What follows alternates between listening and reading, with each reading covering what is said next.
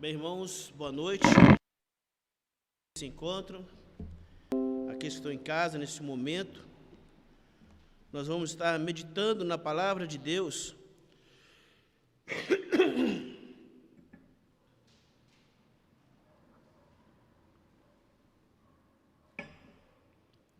Eu gostaria, diante de citar o texto que nós vamos estar lendo, gostaria de dizer que os 4 evangelhos registra com grande clareza o momento que o Senhor Jesus Cristo foi levado naquela cruz para ser crucificado. Nós, irmãos, precisamos entender uma coisa. O Senhor Jesus Cristo, para muitos acham que o Senhor Jesus tem 2000 anos. Que o Senhor Jesus Cristo só tem 2000 anos. O que nós precisamos entender e compreender que o nosso Senhor Jesus Cristo, Ele é eterno. Tem 2000 anos, cerca de 2000 anos, que Ele veio dos altos céus a este mundo, se fez homem para se identificar conosco como homem, não em pecado. Qual era o propósito do Senhor Jesus Cristo? Qual era o propósito de Deus? É fazer com que o homem tivesse comunhão com Ele novamente. Em Gênesis, depois da criação, depois que Deus criou todas as coisas, Deus formou o homem, formou a mulher. Deus tinha uma comunhão constante com Adão e Eva. Mas o pecado veio e fez uma grande separação entre Deus e o homem.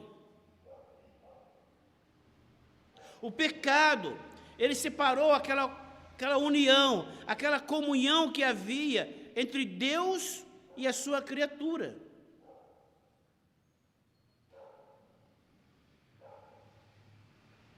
Mas Deus queria ter comunhão com o homem novamente. E ao longo dos anos,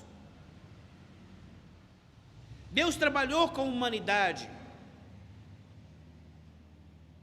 assim como trabalhou com Abraão, Isaac, Jacó, com a nação de Israel,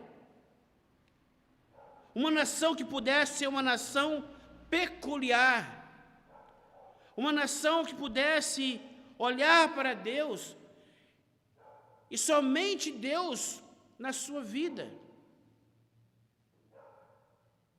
E ao longo dos anos Deus fez várias alianças com o homem. Mas Deus tinha um propósito maior, que era unificar toda a raça, toda a língua, todos os povos de todo o mundo, na pessoa do teu Filho, o Senhor Jesus Cristo. Deus, no seu poder extremo, tinha um plano traçado para toda a humanidade, para que toda a humanidade pudesse novamente voltar a tua presença.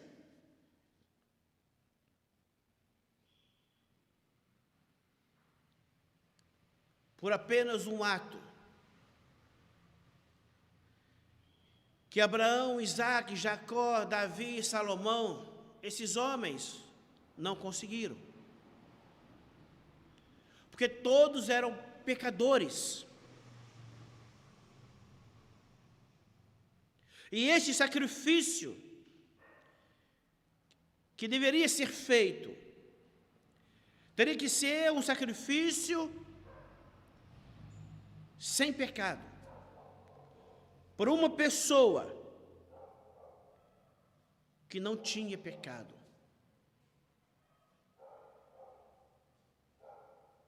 Então, o Senhor Jesus Cristo, sendo Deus, veio dos altos céus e por obra magnífica do Espírito Santo, ali, naquela mulher, Maria, ficou grávida. Ali estava, então, aquela mulher, Maria, grávida do Redentor. Deus, vindo a este mundo, nascendo de uma mulher, se identificando com cada um de nós, em carne, não em pecado. O escritor aos Hebreus diz que ele sofreu, ele padeceu, e todos aqueles que pudessem chegar a ele, iriam ser socorridos, porque ele sabe o que é isso. Por causa disso que em Mateus capítulo 11, versículo 28, o próprio Senhor Jesus, ele falou: vinde a mim todos que estáis cansados, sobrecarregados, eu vos aliviarei.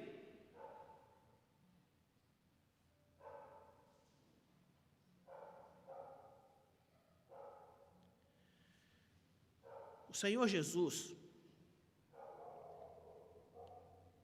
ele andou no nosso meio. Vocês imaginem comigo Deus no meio dos homens.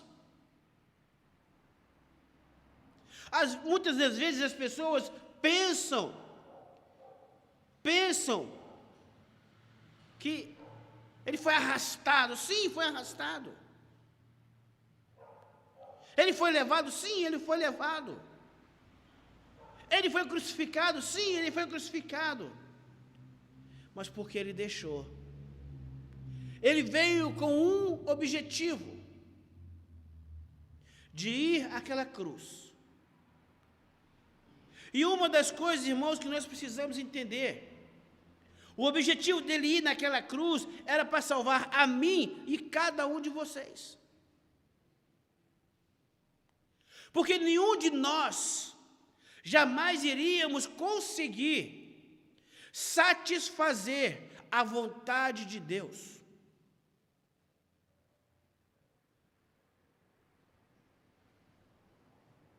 Muitos pensam que através das suas obras vão chegar diante de Deus.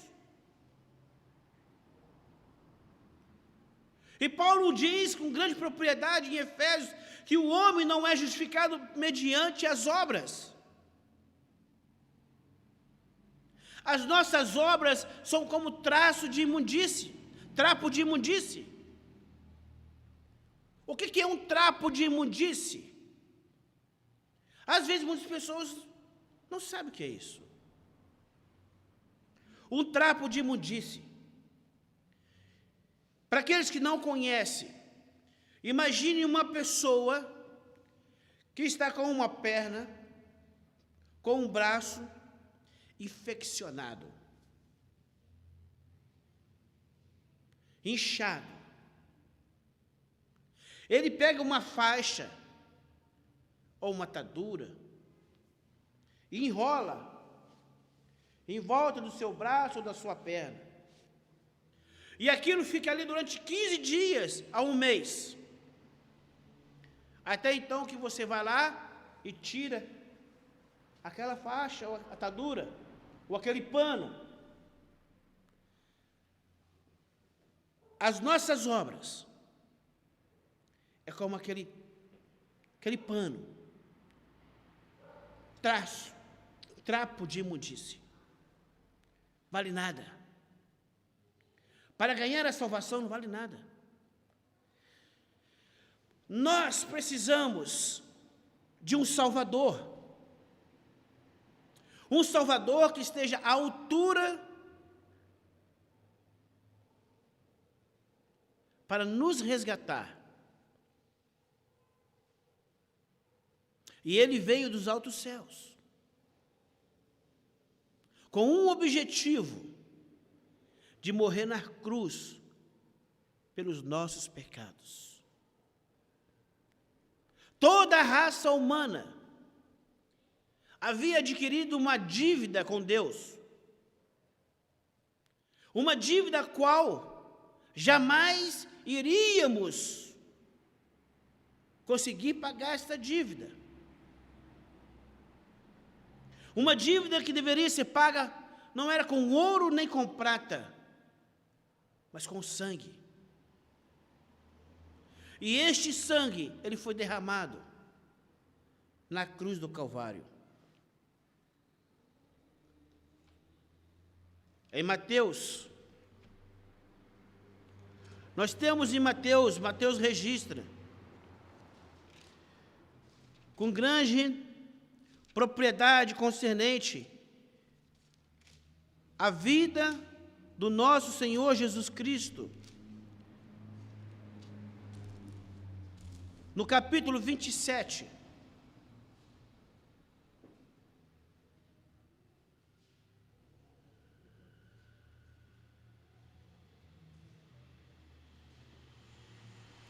no versículo 1, nós vemos aqui algo que está acontecendo. As leis daquela época, eles reunidos, no versículo 1, ao romper do dia, vejam só comigo, todos os principais sacerdotes e os anciãos do povo entraram em conselho contra Jesus para o matarem. Vejam bem, o Senhor Jesus, ele veio para um propósito de salvar o homem, e eles estavam se aconselhando, montando uma maneira como matar ele. Versículo 2, e amarrando, levaram-no, e o entregaram ao governador Pilatos. Então Judas, o que traiu, vendo que Jesus fora condenado, tocado de remorso, devolveu as 30 moedas de prata aos principais sacerdotes e os anciãos, dizendo: pequei, traindo sangue inocente. Eles, porém, responderam: que nos importa? Isto é contigo. Então Judas, atirando para o santuário as moedas de prata, retirou-se e foi enforcar-se. Deixa eu explicar uma coisa. Aquele que não tem o Senhor Jesus Cristo, que tem traído o Senhor Jesus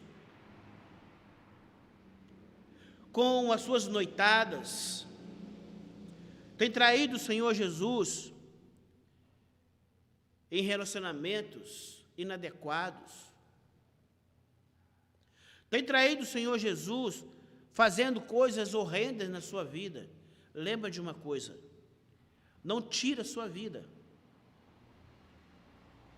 porque o sacrifício que o Senhor Jesus fez na cruz, ele é suficiente, ou seja, ele é autossuficiente para salvar o mais vil pecador.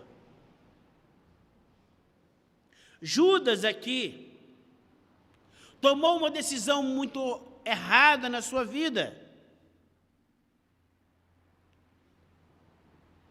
Ele errou, sim, ele errou.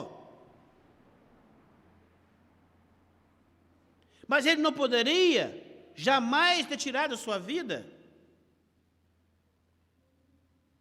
Todo homem perante Deus é culpado.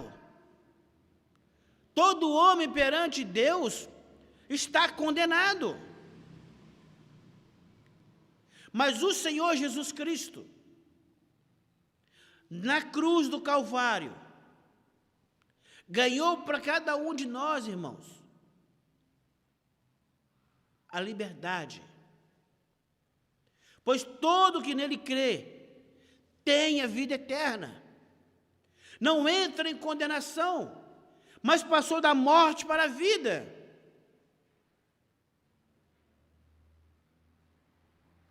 Versículo 11.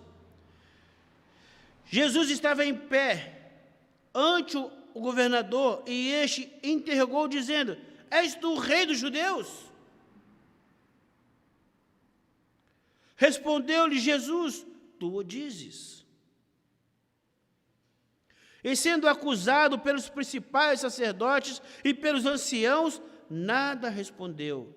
Então lhe perguntou Pilatos: Não ouves quantas acusações te fazem? Jesus não respondeu nenhuma palavra, vindo com isto admirar-se grandemente o governador. O governador ficou admirado. Sim, porque todo mundo estava acusando Jesus. Todo mundo. Os sacerdotes, homens religiosos, homens que estavam ali no templo dia e noite, aguardando a salvação.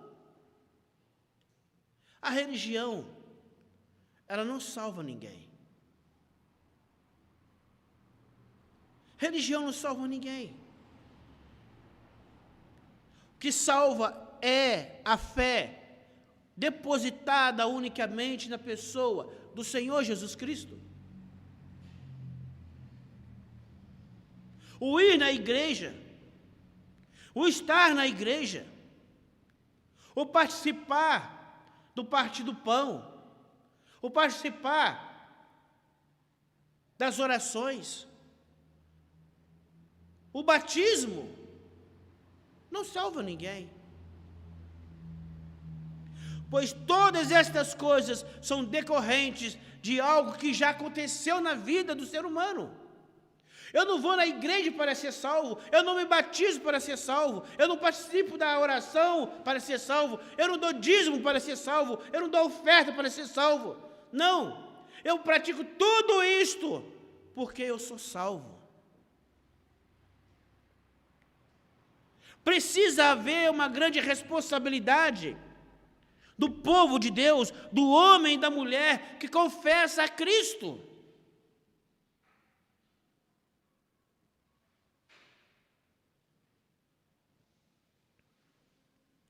Qual é a responsabilidade do servo de Deus? É que ele esteja unido, que ele esteja em comunhão, que ele esteja junto com os irmãos.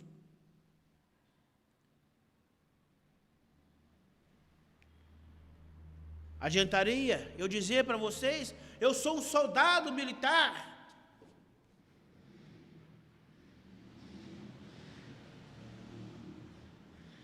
Participei de muitas guerras, mas eu não fui em nenhuma delas. Quem foi os meus companheiros. Que soldado sou eu para dizer que participei de guerras? Adianta eu dizer: eu sou um cristão, mas eu não estou em comunhão com os meus irmãos? Eu sou um cristão, mas eu vou ter comunhão com meus irmãos uma vez por mês ou uma vez por ano? Não. Precisamos estar unidos, juntos, com o mesmo propósito, com o mesmo pensamento, em adorar, exaltar o nosso Salvador, o Senhor Jesus Cristo. Todo aquele que aceita o Senhor Jesus Cristo, ele tem responsabilidades como servo de Deus.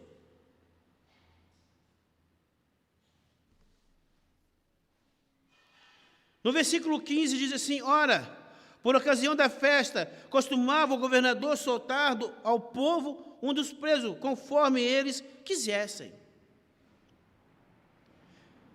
Naquela ocasião, tinha eles um preso muito conhecido, chamado Barrabás. Estando, pois, o povo reunido, perguntou-lhes Pilatos: a quem quereis que eu vos solte? A Barrabás ou a Jesus, chamado Cristo? Veja bem, dizem que a voz do povo é a voz de Deus, né? Vai nessa não. Mentira. Jamais. Versículo 18. Porque sabia que por inveja o tinham entregado. E estando ele no tribunal, sua mulher mandou-lhe dizer, ou seja, a mulher de Pilatos: não te envolva com este justo, porque hoje em sonho muito sofri a seu respeito. Mas os principais sacerdotes e os anciãos persuadiram o povo a que pedisse a Barrabás e fizesse morrer Jesus. Eles achavam que era eles que estavam mexendo os pauzinhos. Os sacerdotes, os religiosos da época acharam: não, vamos matar Jesus. Queremos que ele morra. Veja bem, os planos de Deus, eles não podem ser frustrados. O Senhor Jesus ali, ele estava ali porque ele queria. Não foi porque Pilatos, não foi porque os sacerdotes, os religiosos, não. Havia um plano de resgate. Nós temos que entender isto. Todo ser humano precisa entender. Havia um plano de resgate. Era necessário que o Senhor Jesus Cristo fosse entregue. E ele se entregou. Lá no jardim, quando o Senhor Jesus ali estava, e chegou ali Judas. Judas falou: aquele que eu beijar é o Messias. E Judas chegou, deu um beijo no Senhor Jesus Cristo. E os guardas, então, o prenderam. Jesus ele não fugiu. Não era o propósito do Senhor Jesus fugir, jamais. Ele veio para um propósito, irmãos, de salvar a mim e toda a raça humana. Ele veio para aquele propósito.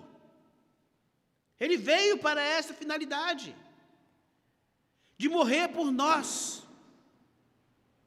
ser zombado por nós, ser cuspido por nós. Aquela coroa de espinhos que eles colocaram na cabeça dele,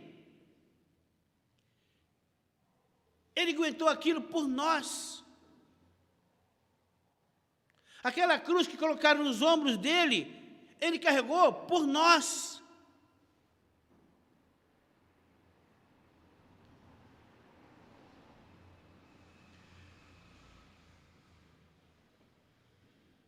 Versículo 21, de novo, perguntou-lhe o governador: qual dos dois quereis que eu vos solte? Responderam eles: Barrabás. Replicou-lhes Pilatos: que farei então de Jesus chamado Cristo? Seja crucificado, responderam todos. Que mal fez ele? Perguntou Pilatos. Porém, cada vez clamavam mais: seja crucificado. Vendo Pilatos que nada conseguia, antes, pelo contrário, aumentava o tumulto, mandando vir água, lavou as mãos perante o povo, dizendo: estou inocente do sangue deste justo, fique o caso convosco. E o povo todo respondeu: caia sobre nós o seu sangue e sobre nossos filhos. Então Pilatos lhe soltou Barrabás, e após haver açoitado a Jesus, entregou-o para ser crucificado.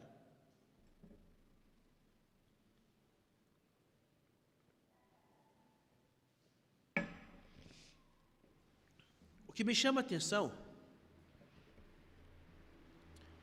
que ainda há pessoas que ainda duvidam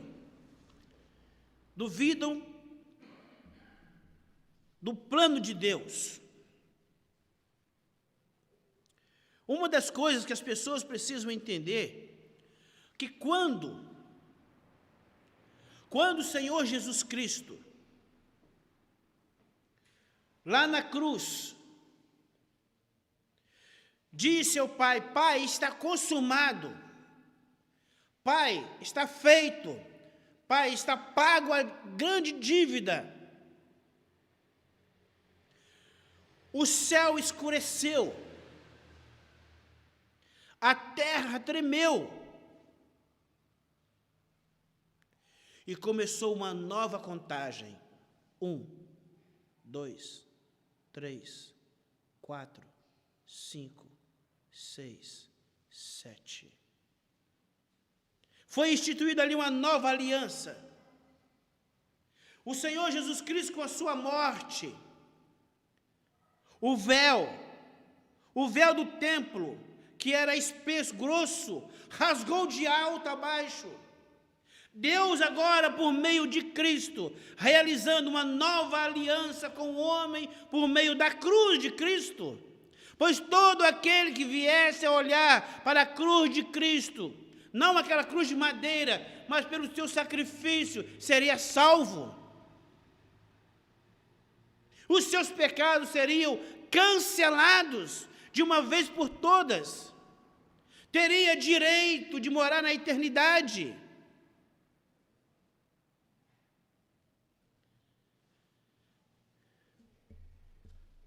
Muitos duvidam, mas nós estamos no período, o qual nós estamos vivendo, o período da graça. Deus, por meio do teu Filho, Senhor Jesus Cristo, aguarda que homens e mulheres se arrependam dos seus pecados. Sim, Deus ama o pecador. Deus não ama o pecado. O objetivo de Deus é que todo homem chegue ao pleno conhecimento da verdade e se arrependam. Saia dos seus caminhos de fornicação, saia dos seus caminhos de adultério, saia dos seus caminhos de cobiça, saia dos seus caminhos de relacionamentos ilícitos, homem com homem, mulher com mulher. Deus aguarda um retorno. Sim, todo homem, toda mulher que se encontra no seu pecado, hoje, Deus está chamando para se arrepender, pois todos os seus pecados serão cancelados. Deus transformará a sua vida por meio do teu Filho, o Senhor Jesus Cristo. Mas é preciso uma aceitação.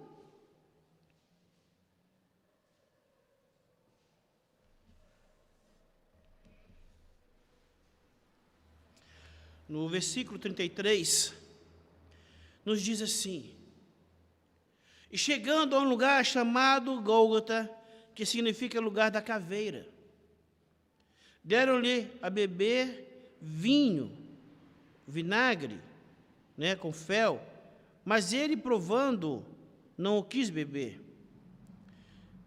Depois de o crucificarem, repartiram entre si as suas vestes, tirando a sorte. Estavam brincando. Os soldados romanos brincando com Deus, brincando com o Salvador. Eles não sabiam com quem estavam brincando. Eles estavam brincando com o Senhor da vida, aquele que tem o poder de dar a vida e tirar a vida.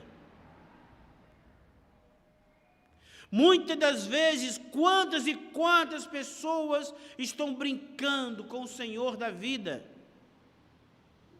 achando que Jesus é apenas aquele homem que morreu e acabou. Mentira, engano. A este Senhor que foi crucificado pelo meu pecado, pelos nossos pecados, Ele vai vir. A Bíblia relata que Ele vai voltar. Hoje Ele está como um advogado diante do Pai, intercedendo por toda a humanidade que se achega diante dEle. Mas naquele dia Ele estará como juiz, pois aqueles que negarem hoje a este Salvador, naquele dia vai encontrar Ele como juiz, como aquele que há de condenar. Continue o injusto sendo injusto, o ímpio sendo ímpio. Continue fazendo e não se arrepender dos seus pecados. Precisamos entender uma coisa. Todos nós somos homens e mulheres mortais. Nós vamos morrer. Para esta vida nós vamos morrer. Mas há uma eternidade. Há uma eternidade aonde aqueles que aceitaram o Senhor Jesus Cristo vão passar uma eternidade com Ele. Mas há uma eternidade aonde aqueles que recusaram o Messias, o Salvador, vão entrar em uma eternidade conscientes que teve a oportunidade de aceitar o Messias, o enviado de Deus, e viraram as costas.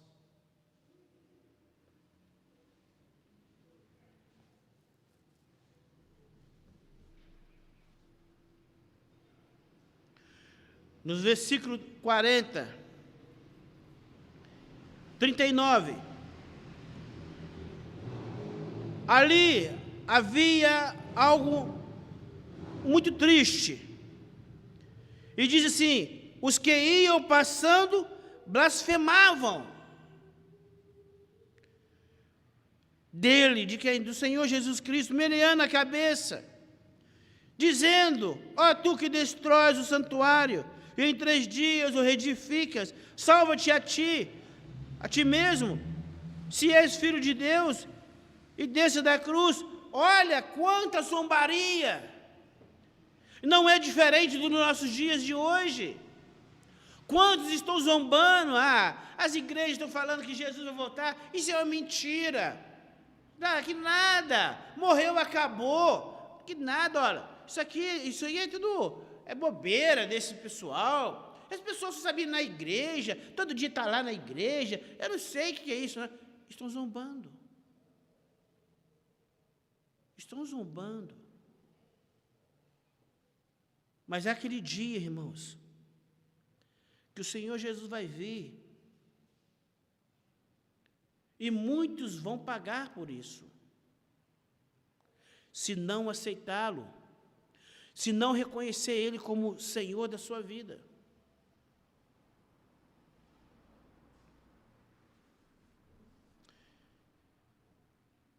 Versículo 41, de igual modo, os principais, os sacerdotes, com os escribas e anciãos, escarnecendo, diziam: salvou os outros, a si mesmo não pode salvar-se. É rei de Israel, desce da cruz e creremos nele. Olha só, os religiosos,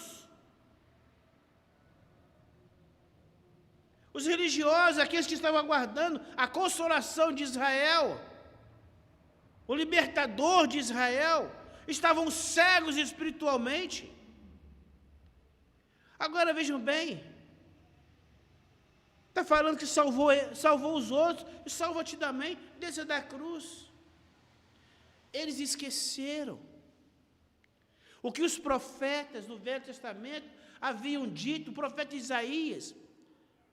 O profeta Isaías falou que o Messias, o Salvador, ele ia ser transpassado, ele ia ser moído pelas nossas transgressões.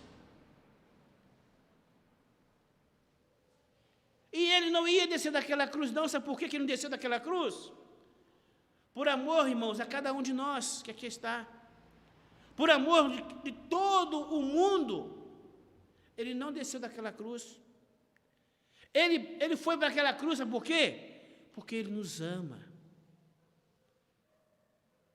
Ele nos ama, cada um de nós que aqui está nesta noite.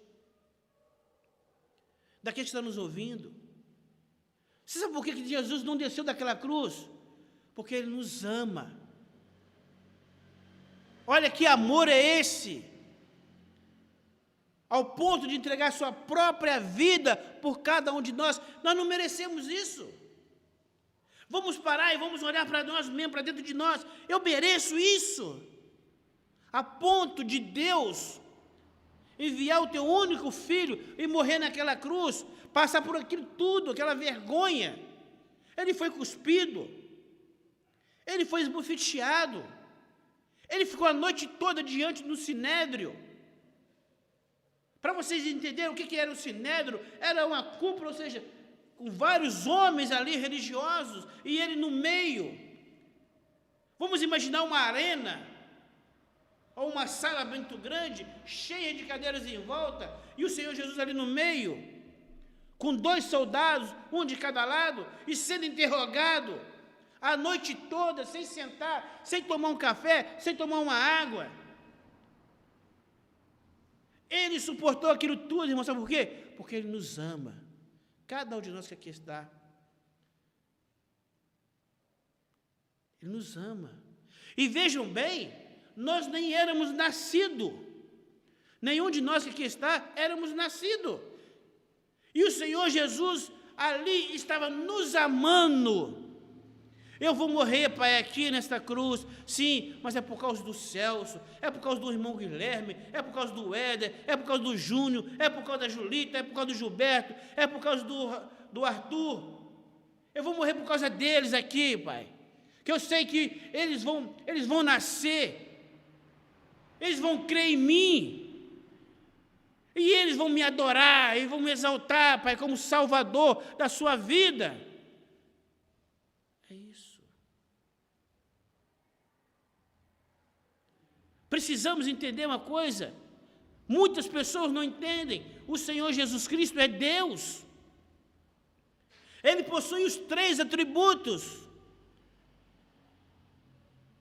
Quais são os 3 atributos que Ele possui? Onisciente, Ele sabe de tudo, de todas as coisas, tudo que passa no coração do ser humano, Ele sabe. Ele é onipotente, tem todo o poder.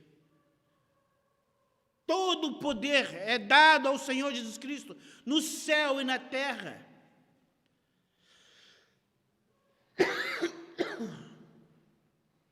Precisamos entender isso.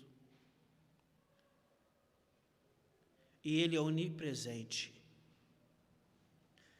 Aonde há 2 ou 3 reunidos em seu nome, Ele se faz presente. Que maravilha! Como é bom adorar, exaltar um Salvador que foi à cruz, não desceu da cruz, por amor a cada um de nós. Vejam bem, seguindo ainda,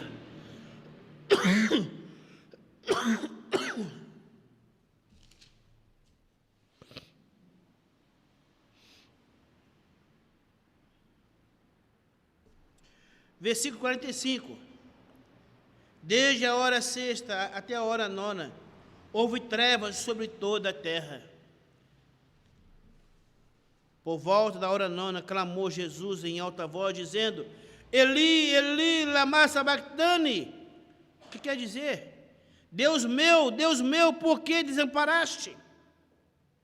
Que momento foram estes? Sabe qual foi esse momento?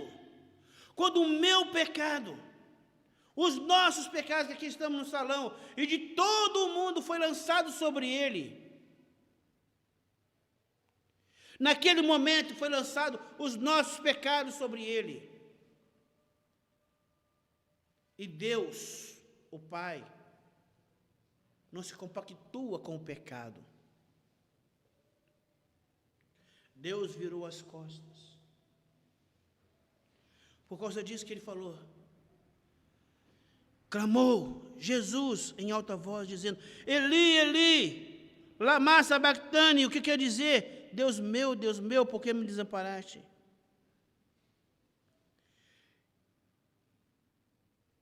Deixa eu explicar uma coisa, que muitas das vezes as pessoas têm perguntado: mas como pode? Mas se Jesus é Deus, por que agora ali ele clama? Ele chama por Deus? Vamos entender uma coisa.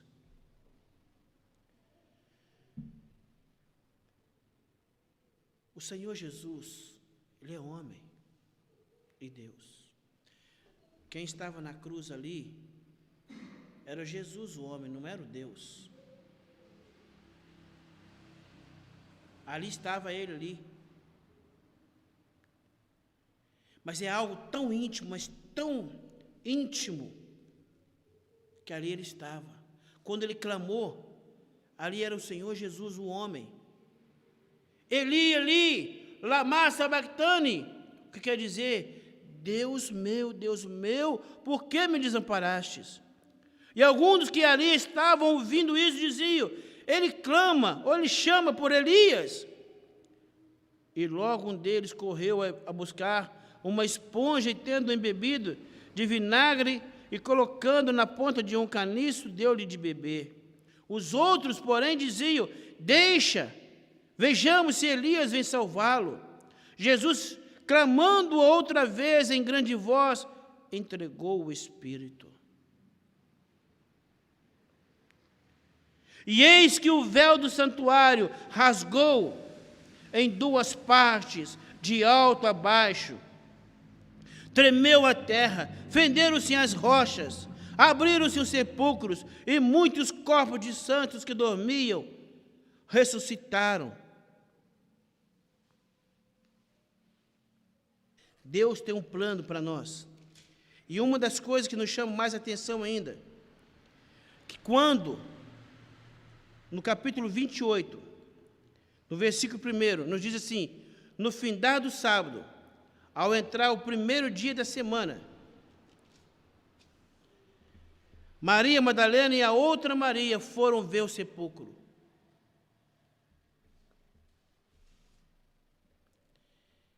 E eis que houve um grande terremoto, porque um anjo do Senhor desceu do céu, chegou-se, removeu a pedra e assentou-se sobre ela.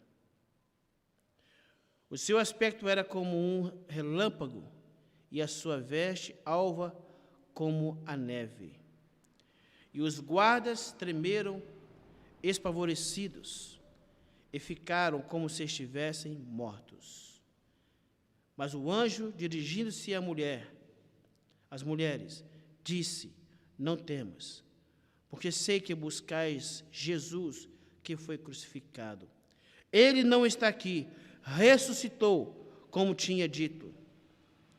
Vinde, ver onde ele jazia, e depois depressa dizei aos seus discípulos que ele ressuscitou dos mortos, e vai adiante de vós para a Galiléia.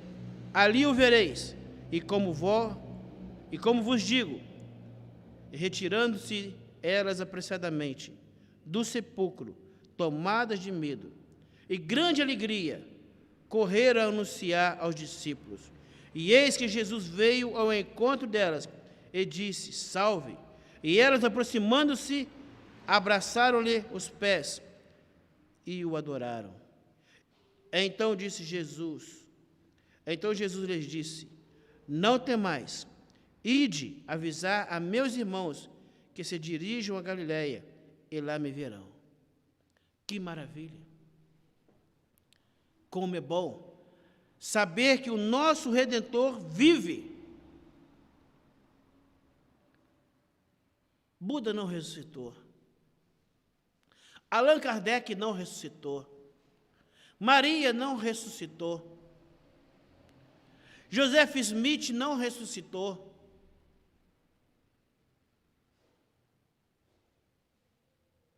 Maomé não ressuscitou. Mas Jesus ressuscitou. Jesus venceu a morte, venceu o inferno. Jesus não somente ressuscitou, como está sentado à destra do Pai, o Todo-Poderoso. A cruz de Cristo. Precisamos entender uma coisa. É aonde o meu pecado, os nossos pecados, foram, de uma vez por todas, lançados sobre o nosso Salvador, o Senhor Jesus Cristo.